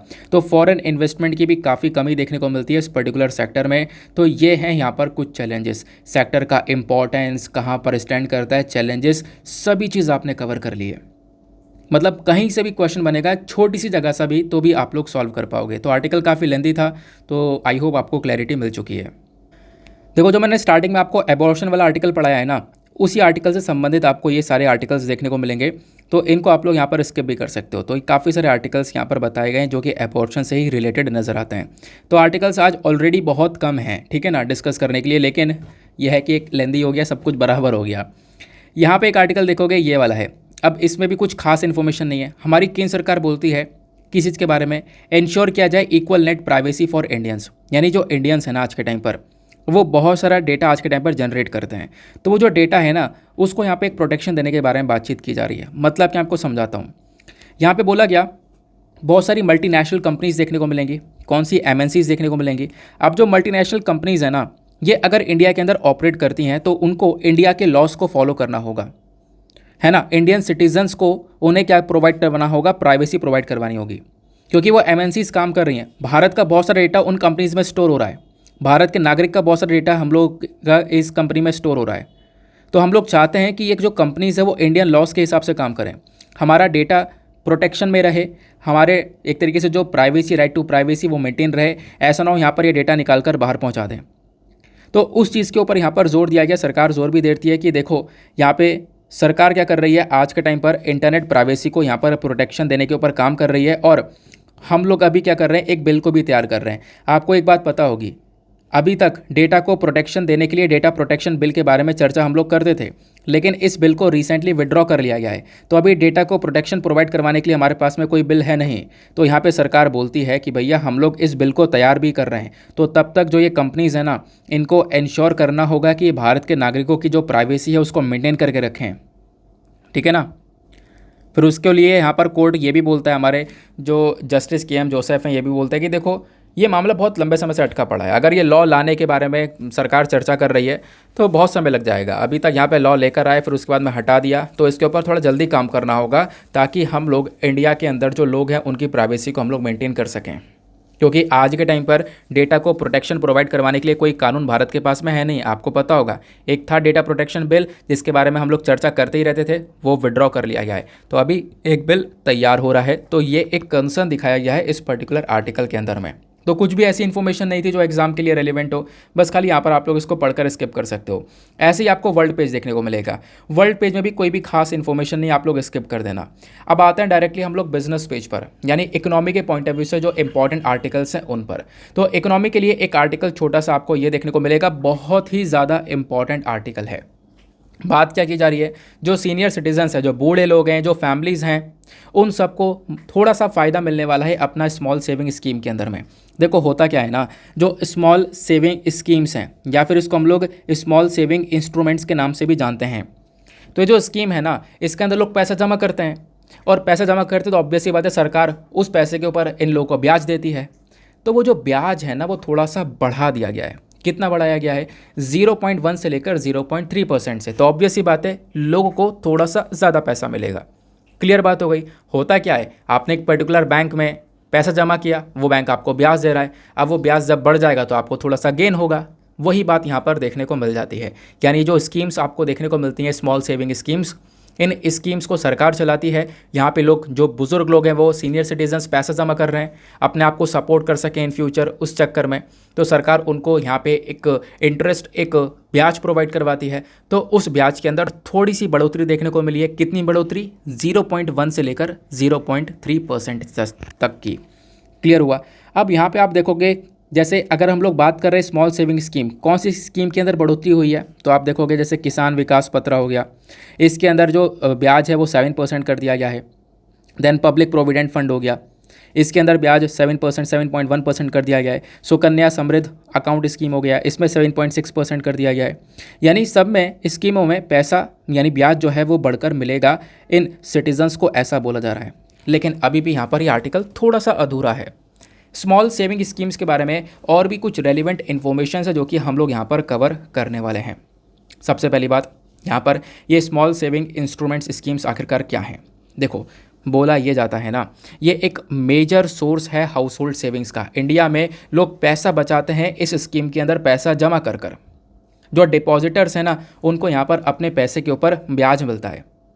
और जो कलेक्शन है, जो भी यहाँ पर स्मॉल सेविंग जो इंस्ट्रूमेंट्स हैं, इनसे जो भी पैसा मिलता है ना, वो पैसा मतलब सरकार के पास में, ऑब्वियस सी बात है लोगों ने पैसा जमा किया, अब सरकार उस पर ब्याज देगी उन लोगों को। तो जो पैसा सरकार के पास में आया, वो सारा पैसा भेज दिया जाता है नेशनल स्मॉल सेविंग फंड्स के अंदर में। और ये जो स्मॉल सेविंग फंड है ना, ये बेसिकली सरकार की इनकम बन जाती है। ऑब्वियस सी बात है, मान लो सरकार के पास में पैसे की कमी है, तो वो सरकार उस पैसा का यहाँ पर इस्तेमाल करती है। जैसे कोविड-19 पैंडेमिक में यहाँ पर यूज़ किया गया था, तो सरकार के पास में अगर पैसे की कमी होती है तो यहाँ पर वो इस चीज़ का इस्तेमाल कर सकती है। हालांकि लोगों का पैसा भी बचा रहेगा, ऐसा नहीं है। तो लोग जहाँ पे जो पैसा जमा करेंगे, ऑब्वियस सी बात, उनका पैसा सरकार की इनकम की तरह भी यूज़ किया जा सकता है। क्लासिफिकेशन की बात करें तो ये जो स्मॉल सेविंग इंस्ट्रूमेंट या फिर स्मॉल सेविंग स्कीम्स नज़र आती हैं ना, इनको 3 हेड के अंदर कवर किया गया है। वो 3 हेड कौन कौन से हैं? एक है पोस्टल डिपॉजिट, दूसरा सेविंग सर्टिफिकेट और तीसरा सोशल सिक्योरिटी स्कीम। यानी स्मॉल सेविंग स्कीम को 3 भागों में बांट दिया गया है। अब उस स्कीम के बारे में अगर आप लोग पढ़ोगे तो इसमें अलग अलग स्कीम आती हैं। एक आता है नेशनल स्मॉल सेविंग सर्टिफिकेट, फिर किसान विकास पत्र जिसमें यहाँ पे इंटरेस्ट को बढ़ाया गया है। देन उसके बाद में सुकन्या समृद्ध स्कीम हो गया, पब्लिक प्रोविडेंट फंड हो गया, सीनियर सिटीजन सेविंग स्कीम हो गया। तो ये 5 स्कीम के अंदर अभी ब्याज स्तर बढ़ चुका है, आपको पता होगा। यानी जहाँ पे लोगों ने पैसा जमा कर रहा है, अब उनको थोड़ा सा ज़्यादा ब्याज मिलेगा। क्लियर हो गई बात? आई होप आपको यहाँ पर स्मॉल सेविंग स्कीम वाला कॉन्सेप्ट क्लियर हुआ। चलो, अब फाइनली चलते हैं हम लोग अपने एडिटोरियल डिस्कशन पर, देखेंगे आज के इम्पॉर्टेंट एडिटोरियल्स को। नाउ कुछ इम्पॉर्टेंट एडिटोरियल्स हैं जो कि आपको एग्जाम में बहुत हेल्प करने वाले हैं। तो इन एडिटोरियल्स में सबसे पहला, आपको पता होगा, एडिटोरियल डिस्कशन से पहले हम लोग एक मेंस का क्वेश्चन लेते हैं। तो आज का मेंस का क्वेश्चन क्या है? देखो, मेंस का क्वेश्चन थोड़ा इंटरेस्टिंग सा है, आप यहाँ पर खुलकर अपने पॉइंट ऑफ व्यूज़ को लिख सकते हो। Do you agree that innovation in science will help promote ease of living on various fronts in India? Justify your view point. देखो, यहाँ पे बोला जाता है, क्या आप अग्री करते हो, क्या आप सहमत हो कि जो साइंस के अंदर, विज्ञान के अंदर नए नए इनोवेशंस हो रहे हैं, आविष्कार हो रहे हैं, ये लोगों को ईज़ ऑफ लिविंग यहाँ पर प्रोवाइड करवा रहे हैं। लोगों का जो रहने का तरीका है वो और ज़्यादा आसान हो रहा है अलग अलग लेवल पर। आप इससे क्या समझते हो? और कुछ एग्जाम्पल्स पास्ट के आप लोग दे सकते हो इसके अंदर। तो इन सब चीज़ों को अच्छे से अपने माइंड में इंफॉर्मेशन कलेक्ट करने के बाद में अपना आंसर लिखना, और आंसर लिखने के बाद में सबमिट करना। 250 शब्दों में आंसर लिखना है, और आंसर लिखने के बाद में कहाँ पे सबमिट करना है? टेलीग्राम पर जाना, सर्च बॉक्स में टाइप करना Deepak Yadav education mains answer writing, full form लिखना। आपको मेरा चैनल मिलेगा। 32,000 के आसपास लोग वहाँ पर जुड़ चुके हैं जो कि आंसर्स लिख रहे हैं। आप भी आंसर लिखकर सबमिट करोगे, और साथ ही साथ में एक काम आपको करना है, ज़रूर से करना है। वो काम क्या है? कोशिश करना कि एटलीस्ट आप सभी लोग 2-2 आंसर्स को रिव्यू कर सको। जब सभी लोग 2-2 आंसर्स को रिव्यू करेंगे ना, तो सभी लोग के आंसर्स रिव्यू भी हो जाएंगे और सबको फ़ायदा भी होगा। जैसे अगर कोई एक पर्टिकुलर व्यक्ति इस आंसर को देखेगा तो उसके पास में कुछ इंटरेस्टिंग से कुछ अलग से पॉइंट्स कलेक्ट हो सकते हैं जो कि उसके पास में अवेलेबल नहीं थे, तो उसका आंसर की क्वालिटी और इन्हेंस हो जाएगी। दूसरा, यहाँ पर सामने वाले व्यक्ति के आंसर में अगर कहीं पर मिस्टेक है तो उस चीज़ को यहाँ पर बताया जा सकता है कि भाई आपको यहाँ पर इम्प्रूवमेंट की आवश्यकता है, ठीक है ना। तो इस प्रकार से कोऑपरेटिव वे में वो पूरा का पूरा ग्रुप चलता है, तो आप लोग मेक श्योर करना जाकर उसको ज़रूर से एक बार विजिट करो। नाउ फाइनली यहाँ पर आपको सबसे पहला एडिटोरियल देखने को मिलेगा, ये वाला टी.आर. रघुनंदन साहब ने लिखा है। ये बेंगलुरु फ्लड्स के बारे में बात करते हैं। देखो बेंगलुरु के अंदर यानी बेंगलोर के अंदर फ्लड आया और उस फ्लड की वजह से बहुत सारा नुकसान हुआ। तो उस फ्लड के बारे में बेसिकली यहाँ पर इन्होंने जो टॉपिक उठाया है ना, ये अर्बन फ्लडिंग को लेकर है। शहर के अंदर जो आज के टाइम पर फ्लड्स हो रहे हैं उसको लेकर ये बात करते हैं। तो इस पर्टिकुलर एडिटोरियल के जो भी रेलिवेंट पॉइंट्स है वो सारे के सारे आपको यहाँ पर आर्टिकल के नीचे दिखेंगे। इन सभी आर्टिकल्स के मतलब इन सभी पॉइंट्स को यहाँ पर आप लोग अपने पास में नोट डाउन वगैरह कर सकते हो। आओ कवर करते हैं। सबसे पहली चीज़ देखो, आज के टाइम पर भारत के अंदर देखोगे ना तो बहुत तेज़ी से बदलाव हो रहा है। ज़्यादातर लोग गांव से शहर की तरफ बढ़ रहे हैं। अर्बन सोसाइटी के अंदर आप देखोगे अर्बनाइजेशन बहुत तेज़ी से इंक्रीज़ हो रहा है, शहरीकरण बहुत तेज़ी से इंक्रीज़ हो रहा है। और 2030 तक बोला जाता है कि लगभग 40.76% जो हमारी कंट्री की पॉपुलेशन है वो अर्बन एरियाज़ में रह रही होगी, यानी कि शहर वाले एरिया में रह रही होगी। तो मतलब शहरीकरण इंक्रीज़ हो रहा है, लोग शहर की तरफ ज़्यादा भागते हुए नजर आएंगे। अब हो क्या रहा है कि शहर के अंदर जो डेवलपमेंट है वो अनप्लान्ड है, प्रॉपरली यहाँ पर प्लानिंग के साथ में डेवलपमेंट हो नहीं रहा है और उसकी चक्कर में क्लाइमेट चेंज को बढ़ावा मिल रहा है। यानी कि लगातार आप कोई बिना सोचे समझे कंस्ट्रक्शन कर रहे हो, बिना सोचे समझे यहाँ पर डेवलपमेंट चल रहा है, विकास चल रहा है, जिसकी वजह से पोल्यूशन बढ़ रहा है, गर्मी इंक्रीज़ हो रही है, क्लाइमेट चेंज वाले इवेंट्स देखने को मिल रहे हैं। और अगर ये चीज़ें होंगी तो इससे ऑब्वियस सी बात है फ्लड्स देखने को मिल सकती हैं। और यही कारण बना हुआ है कि आज के टाइम पर शहरों के अंदर बहुत ज़्यादा बाढ़ आ रही है। आप बात देखोगे यहाँ पर तो साल 2020 में जो फ्लड्स आई थी, साल 2020 में हैदराबाद में बाढ़ आई थी जहाँ पे हज़ारों घर डूब गए थे। 2015 में चेन्नई में फ्लड आई थी। फिर उसके बाद में आप देखोगे मोस्ट रिसेंटली बेंगलुरु की बात की जा रही है, जैसे इस आर्टिकल में बताया गया। बेंगलुरु की अगर हम लोग बात करें तो यहाँ पर भी बहुत सारी जगह पर हमने बाढ़ देखी है इस मानसून सीज़न के अंदर। तो ये अर्बन फ्लडिंग आखिरकार है क्या? अर्बन फ्लडिंग एक ऐसी सिचुएशन ऑब्वियस सी बात है जब शहर के अंदर बहुत सारा पानी भर जा रहा है, जब एक डेंसली पॉपुलेटेड एरिया, एक ऐसा एरिया जहाँ पर बहुत ज़्यादा मात्रा में जनसंख्या रह रही हो, वहाँ पर एक तरीके से पानी भर रहा है पूरी तरह से बारिश की वजह से या किसी और कारण की वजह से, वो बेसिकली अर्बन फ्लडिंग कहलाता है। अब आप देखोगे आज के टाइम पर अर्बन फ्लडिंग जो इंडिया में हो रहा है या बेंगलुरु के अंदर फ्लड आया, इसके पीछे के कारण क्या क्या हैं वो यहाँ पर बताए जाते हैं। पहला कारण आप लोग देखोगे तो यही है कि एग्जैक्टली बहुत ज़्यादा डेवलपमेंट हो रहा है, नए नए डेवलपमेंट्स हो रहे हैं लो लाइंग एरियाज़ में। मतलब इतना डेवलपमेंट हो रहा है, लोग शहर के अंदर इतना ज़्यादा एंटर कर चुके हैं, बहुत ज़्यादा एंटर कर चुके हैं कि जगह नहीं बची है रहने के लिए। तो इसकी वजह से जो झील होती हैं, वेटलैंड्स होते हैं, रिवर बेड्स होती हैं, उनको बंद कर करके उसके ऊपर भी कंस्ट्रक्शन चल रहा है, उनके ऊपर यहाँ पर ऑफिसेस और साथ ही साथ में यहाँ पर घर वगैरह बनाए जा रहे हैं। तो ये हालात आज के टाइम पर देखने को मिलेगी। ये अर्बनाइजेशन अपने आप में ही एक प्रॉब्लम क्रिएट करता हुआ नज़र आ रहा है। फिर दूसरा बताया गया क्लाइमेट चेंज। क्लाइमेट चेंज तो अपने आप में एक बहुत बड़ा कारण है। आज के टाइम पर क्लाइमेट चेंज मतलब एक्सट्रीम इवेंट्स होना। मतलब क्लाइमेट चेंज क्या करता है ना, गर्मी बढ़ाता है, ग्लोबल वार्मिंग देखने को मिलती है, टेम्परेचर इंक्रीज़ होता है और उसकी चक्कर में बारिश देखने को मिलती है। और यहाँ पर आप कह सकते हो इसकी चक्कर में ये बहुत सारे ट्रैजिक इवेंट्स देखने को मिल रहे हैं। तो क्लाइमेट चेंज एक बहुत बड़ा आप कह सकते हो कारण है अर्बन फ्लडिंग का, ऐसा हम लोग कह सकते हैं। इनफैक्ट नासा की कुछ इस रिसेंट स्टडीज़ हुई थी। नासा की स्टडी में बताया गया कि करंट टाइम पर जो अर्बन हीट आइलैंड इफेक्ट है ना, उसकी चक्कर में भी बारिश तेज़ी से बढ़ रही है। अर्बन हीट आइलैंड इफेक्ट का मतलब यह है कि शहर के अंदर गर्मी बहुत तेज़ी से इंक्रीज़ हो रही है। उसके पीछे का रीज़न है शहर का डेवलपमेंट। अब ये आप कैसे कह सकते हो, देखो शहर के अंदर ना बहुत सारा कंक्रीट का इस्तेमाल किया जा रहा है, रोड हैं, बिल्डिंग्स हैं, उन सब चीज़ों का शहर के अंदर ज़्यादातर आपको ब्लैक देखने को मिलेगा। शहर यहाँ पर आज के टाइम पर थोड़ा सा डार्कर हो रहा है। जबकि आप किसी रूरल एरिया की या गांव की बात करते हो तो रूरल एरिया में आपको बहुत सारी ग्रीनरीज देखने को मिल जाएंगी, पेड़ पौधे देखने को मिल जाएंगे। तो वहाँ पर क्या होता है, अगर आप गांव में देखोगे तो सन की अगर हीट पड़ रही है, सूरज की किरणें आ रही हैं, सन की गर्मी पड़ रही है, तो वो चीज़ें रिफ्लेक्ट हो जाती हैं, ठीक है ना, आराम से रिफ्लेक्ट हो जाती है। तो गांव में इतनी गर्मी नहीं देखने को मिलेगी। लेकिन शहरों के अंदर अब क्या हो रहा है, यहाँ पर सब कुछ डार्क पहले से ही है, तो सन की अगर रेस पड़ रही है, गर्मी हो रही है, तो यहाँ पर सारा का सारा जो हीट है ना वो शहर एब्जॉर्ब कर लेता है। अब एब्जॉर्ब कर लेता है, इसी को हम लोग बोलते हैं अर्बन हीट आइलैंड इफेक्ट। जितनी भी गर्मी है वो शहर एब्जॉर्ब कर लेता है। क्यों? क्योंकि इतना सारा डेवलपमेंट है, बहुत सारी रोड्स आपको देखने को मिलेंगी, बिल्डिंग्स देखने को मिलेंगी। तो वो बात यहाँ पे बोली गई है, जिसकी चक्कर में भी हम लोग देख पाते हैं हैवी रेनफॉल जैसी सिचुएशन क्रिएट होती है। तीसरा यहाँ पे जो कारण है वो है अनप्लान्ड टूरिज्म एक्टिविटीज़, यानी जो भी वाटर बॉडीज़ है ना, आज के टाइम पर उनको एज अ टूरिज्म के तौर पर इस्तेमाल किया जा रहा है कि भैया इन वाटर बॉडीज़ को ऐसा डेवलप कर दो कि लोग यहाँ पे घूमने आएँ। तो ये काम भी कर रहे हैं। और इसके चक्कर में क्या होता है, देखो उन वाटर बॉडीज़ के अंदर बहुत सारे वाटर प्लांट्स लगे हुए होते हैं। वो वाटर प्लांट क्या करते हैं, पानी की स्पीड को कम करते हैं, जो पानी की गति होती है उसको कम करने के काम करते हैं। लेकिन हम लोगों ने उसकी सुंदरता को बढ़ाने के लिए वो वाटर प्लांट्स हटा दिए, तो पानी की स्पीड भी यहाँ पर बहुत तेज़ हो जाती है, जिसके चक्कर में भी आप देखोगे ये जो बाढ़ वगैरह ये बहुत तेज़ी से बढ़ती हुई नज़र आती हैं। तो मतलब टूरिज़्म एक्टिविटीज़ कुछ इस प्रकार से यहाँ पर बढ़ाई जा रही हैं, जिसका कहीं कहीं पर नुकसान भी देखने को मिल रहा है। फिर एक नुकसान यहाँ पर आपको ये भी देखने को मिलेगा कि आज के टाइम पर, करेंट टाइम पर जो पोल्यूशन है रिवर्स के अंदर में वो बहुत ज़्यादा है ना। लगातार हम लोग यहाँ पे जो रिवर्स है वो पोल्यूट करते हुए नज़र आ रहे हैं। तो ये सारी चीज़ें भी इंसान के लिए बहुत ज़्यादा हानिकारक साबित हो रही हैं। वो कैसे हो रही हैं आगे मैं आपको बताता हूँ।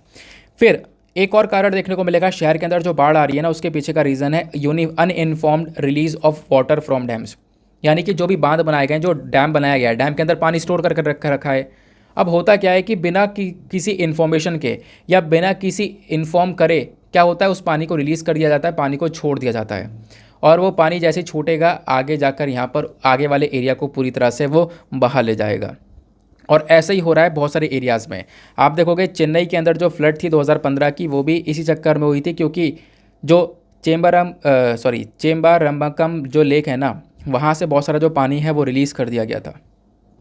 देन उसके बाद में इलीगल माइनिंग एक्टिविटीज़ चल रही हैं, यानी कि आप देखोगे नदियों के अंदर में जो सैंड है, जो रेत होता है, उसको निकाला जा रहा है ताकि कंस्ट्रक्शन किया जाए। तो रेत वगैरह बहुत ज़्यादा निकाला जा रहा है, जिसके चक्कर में जो आज के टाइम पर नेचुरल बेड देखने को मिलेगा रिवर्स का, वो पूरी तरह से ख़त्म हो चुका है ना। नेचुरल बेड यहाँ पर ख़त्म हो रहा है, लेक वगैरह भी बहुत ज़्यादा डैमेज हो रही है, पानी का फ्लो यहाँ पर बढ़ रहा है। तो ये प्रॉब्लम्स भी आज के टाइम पर देखने को मिल रही हैं, जिसकी वजह से जो शहर वाले एरियाज़ हैं वहाँ पर बाढ़ आ रहे हैं। अब इस बाढ़ का इम्पैक्ट क्या पड़ रहा है, क्या इसका असर पड़ रहा है? तो पहली बात देखो, ऑब्वियस सी बात है, बाढ़ अगर आ रही है ना तो इंसान की जान की खतरा बहुत ज़्यादा है, इंसान की मौत भी हो रही है, साथ ही साथ में जो प्रॉपर्टी हैं वो भी यहाँ पर डैमेज हो रही हैं, है ना। जो भी घर वगैरह हैं वो भी डैमेज हो रहे हैं, साथ ही साथ में लॉस ऑफ लाइफ भी देखने को मिल रहा है। दूसरा इकोलॉजिकल इम्पैक्ट आपको देखने को मिलेगा, बहुत सारे जो पेड़ हैं पौधे हैं वो सब यहाँ पे बर्बाद हो जाते हैं, फ्लड्स के अंदर में ख़त्म हो जाते हैं, बह जाते हैं। तो यहाँ पे हमारे एनवायरनमेंट के ऊपर ही नुकसान पड़ रहा है, ह्यूमन और एनिमल की हेल्थ के ऊपर नुकसान पड़ रहा है, क्योंकि ये जो पानी है ना बहुत गंदा पानी इस्तेमाल हो रहा है, और ये पानी जब शहर के अंदर आएगा तो ये बहुत सारी बीमारियों को भी फैलाता है, जिसकी वजह से यहाँ पर इंसान की हेल्थ को भी बहुत बड़ा नुकसान देखने को मिलता है। साथ ही साथ में इसका एक इम्पैक्ट साइकोलॉजिकल इम्पैक्ट पड़ता है, यानी लोगों के माइंड के ऊपर पड़ता है, उनका घर चला गया, सब कुछ चला गया, प्रॉपर्टी चली गई, जिसकी वजह से यहाँ पर उनके माइंड के ऊपर एक नेगेटिव इम्पैक्ट पड़ता हुआ नज़र आता है, उनकी मेंटल हेल्थ यहाँ पर डैमेज होती हुई नज़र आती है। तो यह है अर्बन फ्लडिंग का कॉन्सेप्ट। क्या है अर्बन फ्लडिंग, क्या है कारण, क्या इम्पैक्ट पड़ता है, अब इसका सोल्यूशन क्या हो सकता है? सोल्यूशन यहाँ पर है, पहली चीज़ तो आपको ब्लू ग्रीन इंफ्रास्ट्रक्चर को डेवलप करना होगा। ब्लू ग्रीन इंफ्रास्ट्रक्चर जो है ना, ये वर्ड रिलेट करता है, ब्लू से वाटर बॉडीज़ हो गई और ग्रीन से ट्रीज़ और पार्क और गार्डन हो गया। सपोज़ मैं आपको एग्जांपल देता हूँ, ज़्यादा से ज़्यादा पेड़ लगाओ, ज़्यादा पार्क डेवलप करो, गार्डन्स डेवलप करो, तो यहाँ पर इससे क्या होगा, इससे यहाँ पर जो क्लाइमेट चेंज है वो काफ़ी हद तक कंट्रोल होता हुआ नज़र आएगा। तो इस प्रकार से ब्लू ग्रीन इनिशिएटिव के ऊपर काम करना होगा, वो यहाँ पर बोला जा रहा है। प्लस जो फ्लड वॉल्स हैं वो आप लोग बना सकते हो, है ना, कुछ बड़े बड़े प्लेटफॉर्म्स यहाँ पर बना सकते हो, कुछ जहाँ पर फ्लड सब बाढ़ सबसे ज़्यादा आ रही है वहाँ पर आप लोग वॉल्स वगैरह बना सकते हो, दीवारें बना सकते हो, ऐसा यहाँ पर मैंशन किया जा रहा है। फिर यहाँ पे डिज़ास्टर रेजिलेंट पब्लिक यूटिलिटी लेकर चलना होगा, मतलब कि आपको कुछ फैसिलिटीज़ जैसे हॉस्पिटल, स्कूल और बेसिक सर्विसेज को आपको ऐसी जगह पर लेकर चलना होगा और ऐसे उसको डेवलप करना होगा कि किसी भी डिज़ास्टर का उसके ऊपर इम्पैक्ट ना पड़े। क्या मतलब मैं आपको समझाता हूँ। जैसे स्कूल हो गया, हॉस्पिटल हो गया, ठीक है ना, ये सारी जगह हो गई। अब कभी बाढ़ आती है ना तो ये सारी एरियाज़ भी पूरी तरह से डैमेज हो जाते हैं। तो कहने का मतलब है इन एरियाज़ को मतलब इन चीज़ों को, स्कूल, हॉस्पिटल, है ना, फूड, वाटर, इन सारी चीज़ों को ऐसी जगह पर रखो कि डिज़ास्टर का कोई भी इम्पैक्ट इनके ऊपर ना पड़े। कोई अगर डिज़ास्टर आता है तो इन चीज़ों के ऊपर नुकसान ना हो, ठीक है ना। तो इस प्रकार से इसको डिज़ास्टर रेजिलेंट बनाना होगा। तो ये बात यहाँ पर रखी जाती है इस पर्टिकुलर आर्टिकल में। आई होप आपको यहाँ पर पूरा का पूरा ये जो एडिटोरियल है क्लियर हो चुका है। हालांकि इस एडिटोरियल में आपको कुछ अलग से भी पॉइंट्स मिलेंगे, लेकिन मैंने आपको मेंस आंसर राइटिंग के पर्सपेक्टिव से पहले भी ये आर्टिकल डिस्कस किया हुआ है मैंने, तो वही चीज़ें यहाँ पर मैंने आपके साथ में वापस रिकवर करी हैं, क्योंकि हमेशा नए पढ़ने से अच्छा है कि जो पुराना है उसको बार बार रिवाइज करते रहो, वो डायरेक्टली आपको एग्जाम में हेल्प करेगा।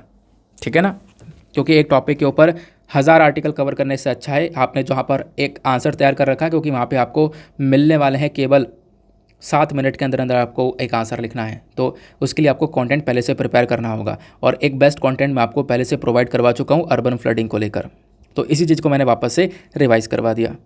आगे आते हैं, अब हम लोग बात करते हैं आज की वोकेबलरीज़ की। आज की वोकेबलरी में सबसे पहला वोकैब आता है पेन्यूरी, मतलब एक्सट्रीम पॉवर्टी या दरिद्रता। देन उसके बाद में दूसरा वोकैब आता है पैलिएटिव। पैलिएटिव मतलब पीड़ा हटाने वाला या सूथिंग। तीसरा आता है सेप्टिज्म। सेप्टिज्म मतलब संदेहवाद या फिर डाउट कह सकते हो। देन आता है डिस्क्रिमिनेशन। डिस्क्रिमिनेशन मतलब भेदभाव और प्रेजुडिस। देन आता है कॉन्सेंसस। कॉन्सेंसस मतलब सहमति या फिर एग्रीमेंट। तो ये आज के इंपॉर्टेंट वोकैब्स थे। नाउ हम लोग वीडियो को समाप्त करने वाले हैं, लेकिन अभी नहीं करेंगे। कुछ और एडिटोरियल आपको ये देखने को मिलेगा, मैं आपके साथ में डिस्कस कर चुका हूँ। पीएफआई को बैन किया गया। देखो इन वाले आर्टिकल्स में टाइम वेस्ट मत किया करो। जब कुछ अच्छा आता है तो मैं तो डिस्कस करता हूँ, लेकिन यहाँ पर कुछ बेकार होता है तो डिस्कस करना बिल्कुल बेकार है। बाकी आज फ्राइडे है, आपको पता होगा ऑलरेडी एडिटोरियल कम आते हैं, क्योंकि फ्राइडे में अगले पेज पर आपको ये एक इंटरव्यू पोस्ट होता हुआ नजर आता है। हर फ्राइडे एक इंटरव्यू आता है, दो व्यक्ति के बीच का ये इंटरव्यू आपस में इन्होंने यहाँ पर अपना अपने पॉइंट ऑफ व्यू शेयर किए हैं। चाहो तो आप लोग इसको रीड कर सकते हो, वैसे ज़रूरत यहाँ पर नहीं है। फिर बात करेंगे आज के टेक्स्ट एंड कॉन्टेक्स्ट के बारे में। तो आज का टेक्स्ट एंड कॉन्टेक्स्ट बेहद ही इंपॉर्टेंट है। यहाँ पर बात की गई है ड्राफ्ट टेलीकम्युनिकेशन बिल 2022 के बारे में। अब यहाँ पर यह बिल मैं कवर तो करना चाहता हूँ, लेकिन देखो सारे पॉइंट्स यहाँ पर आपको इस बिल के प्रोवाइड करवा दिए गए हैं, लेकिन मैं आपको यहाँ पर एक सजेशन देना चाहूँगा। वो सजेशन क्या है, आओ उस सजेशन को देखते हैं। सजेशन यह है कि जब आप लोग YouTube पर जाओगे, मेरे चैनल पर जाना, दीपक यादव एजुकेशन पर वीडियोस वाला सेक्शन ओपन करना, और यहाँ पर आपको देखने को मिलेगा 28 सितंबर का करंट अफेयर का वीडियो। ठीक है ना, इतना काम ज़रूर करना। देखो, या फिर आप लोग डायरेक्टली YouTube पर सर्च भी कर सकते हो, 28 सितंबर करंट अफेयर बाय दीपक यादव एजुकेशन। यहाँ पर ध्रुव राठी वाला थंबनेल लगा रखा है मैंने, ठीक है ना। तो उस वाले वीडियो पर जाना है, उस पर टैप करना है, ये वीडियो ओपन होगा और यहाँ पर 4 मिनट 21 सेकंड पर आपको ओपन हो जाना है। 4 मिनट 21 सेकंड पर या हो सकते हो, अंदर यही मिस्टेक आपको देखने को मिलती है। तो टेलीकम्युनिकेशन तो लगभग यहाँ पर आपको देखने को मिलती है 5 मिनट पर। हालांकि यहाँ पर जब आप लोग आओगे ना, तो 5वें मिनट पर क्लियर हुआ, 5 मिनट पर आओगे तो आपको यहाँ पर वैसे आवाज़ आ रही होगी बड़ी देर से अभी तक, बट अभी यहाँ पे सुनना।